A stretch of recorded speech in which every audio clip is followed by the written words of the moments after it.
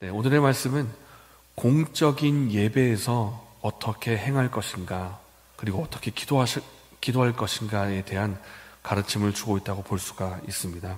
특별히 사도 바울이 다음 세대인 디모데에게 에베소 교회의 목회를 부탁한 가운데 에베소 교회를 향한 메시지라고 볼 수가 있는데, 오늘날에도 우리에게 주는 교훈이 있기 때문에 함께 살펴보기를 원합니다. 먼저 우리가 8절을 보기 전에 1절부터 7절까지의 내용이 무엇인지를 볼 필요가 있는데, 1절부터 7절의 내용은 중보기도가 필요하다는 것입니다. 그리고 특별히 이 땅에 세워진 지도자를 위한 중보기도가 필요하다, 이런 내용 가운데 이 기도의 맥락이 오늘 8절에도 이어지면서 공중 예배 가운데 기도를 어떻게 할 것인가, 기도에 대한 가르침을 주고 있는 것입니다. 먼저 8절의 내용은 이렇습니다. 그러므로 각처에서 남자들이 분노와 다툼이 없이 거룩한 손을 들어 기도하기를 원하노라. 여기서 먼저 분노와 다툼이 없이라는 표현이 우리의 눈에 보입니다. 분노와 다툼이 없이, 말 그대로 상대방이나 어떤 대상을 향한 분노의 감정이나 다투는 마음이 없어야 된다는 것입니다. 우리 사람이 희노애락의 감정이 있고 분노할 수가 있지만은 우리가 하는 분노가 다 옳은 분노는 아닙니다. 어떤 경우에는 우리가 하는 분노의 대부분이 개인적인 상황과 나 자신의 입장에서 하는 경우가 많고, 하나님 보시기에도 합당한 분노가 아닌 경우가 많다는 뜻입니다. 그래서 에베소서 4장의 말씀에서는 분노에 대해서 이렇게 말씀합니다. 분을 내어도 죄를 짓지 말며 해가 지도록 분을 품지 말고 마귀에게 틈을 주지 말라. 우리가 분노할 수가 있겠지만은 그 분노를 그냥 가만 놔두었다가는 오히려 죄로 이어질 가능성이 높다. 틈을 주지 말라, 이렇게 말하고 있다는 것입니다. 그렇기 때문에 이 분노와 다툼, 이것을 가지고 기도해서는 안 되고, 분노와 다툼의 이 감정과 마음을 해결한 가운데에서 기도를 하라, 이렇게 가르치고 있다는 것입니다. 그리고 거룩한 손을 들고 기도하라고 합니다. 이것은 하나님 앞에서 거룩한 삶으로 기도하라라는 것과도 같은 내용입니다. 죄로 물든 손, 죄로 물든 삶이 아니라 깨끗하고 거룩한 삶으로, 하나님 앞에서 거룩하고 정결한 삶으로 나아가서 기도를 하라, 이런 뜻입니다. 그래서 이 8절의 말씀, 분노와 다툼이 없어야 한다, 그리고 거룩한 손으로 기도해야 한다, 이것은 모두 한 가지를 말하고 있다고 볼 수 있습니다. 하나님 앞에서 거룩하고 경건한 삶을 사는 가운데 기도하라는 것입니다. 그러므로 하나님 앞에서 경건함으로 나아가 기도하시는 저 여러분 되시기를 바랍니다. 그리고 9절부터는 이제 여성들을 향한 가르침을 주고 있는데, 우리가 읽으면서도 여러분 어떤 느낌이 받으셨는지 모르겠습니다. 사도 바울은 남자와 여자를 차별하는 사람인가, 혹은 여자는 교회에서 아무것도 하면 안 되는가, 이런 느낌이 다가올 정도로 뭘 하지 말라 그럽니다. 하지 말라 그러고, 그래서 한번 9절부터 살펴보기를 원하는데, 먼저 말씀드릴 것은 사도 바울이 이 서신서를 에베소 교회를 향해서 주었다는 것을 우리가 염두에 둬야 되고, 그리고 특별히 사도 바울이 서신서를 쓸 때에는 그 교회에 있던 어떤 문제에 대한 해결책으로 주는 경우가 많다는 것을 우리가 염두에 둬야 될 것입니다. 에베소 교회의 특징은 무엇인가 하면, 에베소 지역에 교회가 세워졌다는 것이고, 에베소 지역에는 무엇이 있는가 하면 아르테미스 여신이 있었습니다. 아르테미스 여신이 있고 아르테미스 신전이 있었는데, 그 가운데 있었던 예배의 일종이 성적으로 부도덕한 그런 의식을 치렀고, 그런 것들이 그 사회상에서 아주 유행이었던 그런 상황 속에서 이 말씀이 주어지고 있다는 것을 염두에 둬야 합니다. 그러니까 아르테미스 여신을 향해서 숭배하고, 그들이 가졌던 미적인 기준도 역시 아르테미스 여신과 그 속에 있던 여성 창기일 가능성이 높다는 것입니다. 그것이 미의 기준일 가능성이 높은 가운데에서 사도 바울이 이렇게 말합니다. 9절 말씀에 여자들은 단정하게 옷을 입으며 소박함과 정절로서 자기를 단정하고 따은 머리나 금이나 진주나 값진 옷으로 하지 말고 오직 선행으로 자기를 단장하라 라고 말을 했다는 것입니다.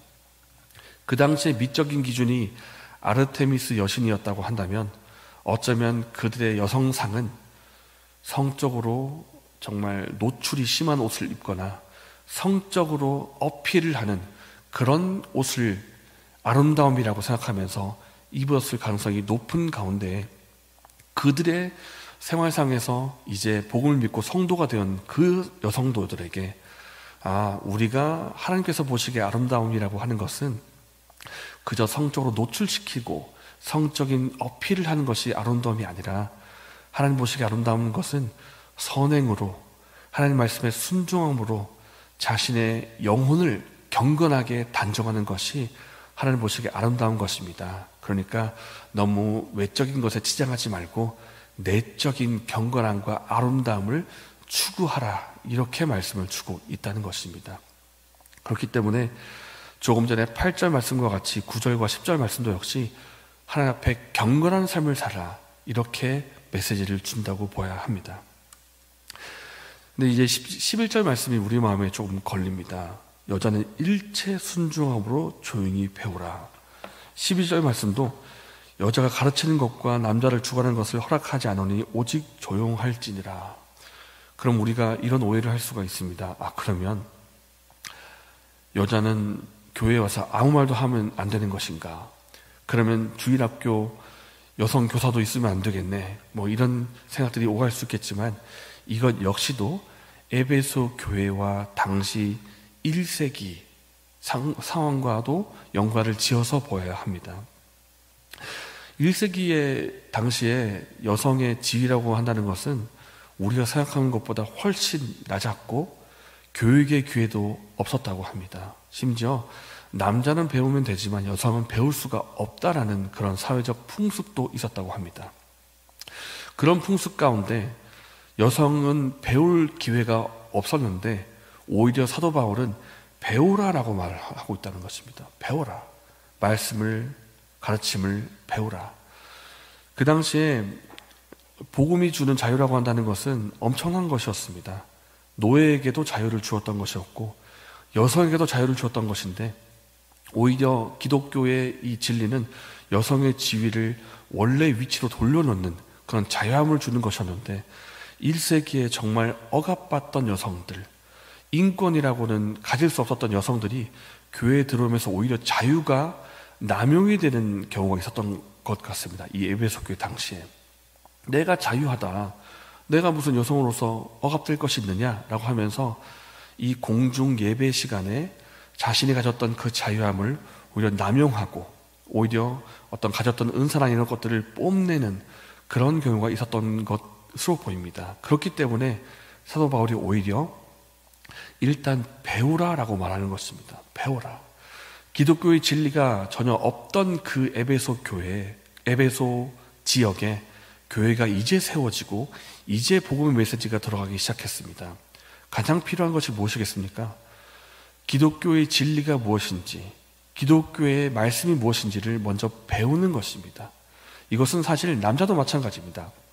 여자에게 해당되는 것이 아니라 우리가 이제 예수님 믿기 시작하면 가장 먼저 배워야 될 것은 기독교의 핵심 내용이 무엇인가, 기독교에서 가장 중요한 내용이 무엇인가 배우는 것입니다. 그렇기 때문에 에베소 교회가 막 세워지고 이제 건축이 되는, 그러니까 영적으로 세워지고 있는 이 시기에 먼저 배우라라고 말하는 것입니다. 여성들을 향해서도 먼저 배우고 오직 말씀을 배워서 그 말씀의 뜻에 순종하는 삶을 살라, 이것을 전하고 있다는 것입니다. 그리고 조용히 할지니라 이런 말씀들이 있는데 이건 역시도 에베소 당시의 상황을 고려해야 합니다. 그 당시에 제가 앞서 말씀드렸던 것처럼 여성의 인권과 지위라고 하는 것은 거의 지금과는 너무나 다른 상황이었습니다. 그런 상황에서 여성이 갑자기 지도자가 되거나 갑자기 가르치기 시작하면 이런 오해를 낳게 될 것입니다. 교회라는 것은 이 당시의 사회를 무너뜨리는 것인가, 이 사회 질서를 파괴하는 그런 공동체인가 라고 하면서 오히려 복음 전하기가 어려웠을 것입니다. 사도 바울은 이 복음의 진리를 그 당시 상황을 무시하지 않고 고려하는 가운데 복음을 전하는 것이 사도 바울의 전도 전략이었습니다. 이것 역시도 에베소 교회 당시에 여성의 지위가 아주 낮았던 가운데에서는 그 상황을 고려해서 여성들에게 잠시 가르치는 것을 보류했다고 보아야 됩니다. 아예 금지했다고 보는 것이 아니라 지금의 상황이 이러하니까 잠시 배우는 입장으로서 보류를 하고 지금은 배우는 시기로서 보아야 한다고 보는 것입니다.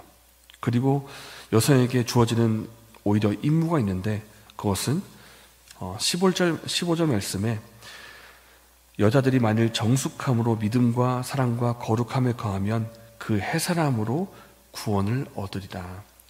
이때 여성들의 역할이 있다면 그것은 바로 가정을 경건하게 세워나가는 것입니다.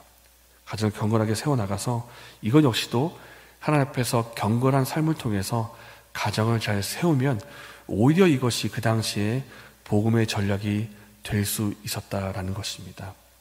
그렇기 때문에 오늘의 본문을 전체적으로 요약을 한다면 남자도 마찬가지, 여성도 마찬가지 하나님 앞에 경건함과 정숙함으로 그리고 말씀의 순종함으로 거룩한 삶을 살라 하라는 것입니다. 그리고 예배 역시도 하나님 앞에 거룩한 삶으로 나아가서 질서를 지키라라고 볼 수가 있습니다. 하나님께서 우리에게